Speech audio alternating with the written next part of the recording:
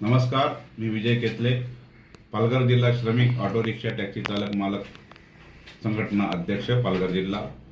मागील 15 दिवसापासून NIC online passing पद्धत बंद केलेली आहे।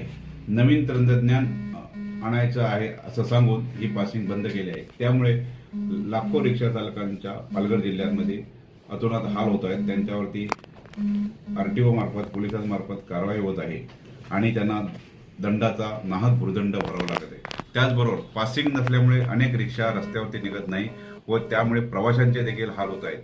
कोणतेही पासिंगची पर्यायी व्यवस्था न करताच NIC ऑनलाईन पासिंग बंद केल्यामुळे खूप मोठी अडचण निर्माण झालेली आहे।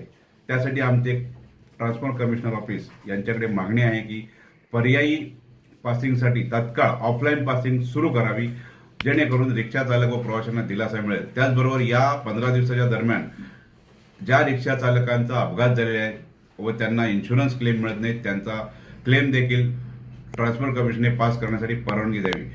अशा अनेक अडचणी या पासिंग थांबल्यामुळे निर्माण झालेल्या आहेत। रिक्षा चालकांचं दोन्ही बाजूंनी आर्थिक नुकसान होत आहे। पासिंग नसल्यामुळे रिक्षा चालवू शकत नाही आणि एखाद्या वेळेस रिक्षा बाहेर काढली तर वाहतूक विभाग व RTO कडून कारवाईला सामोरे जावं लागत आहे।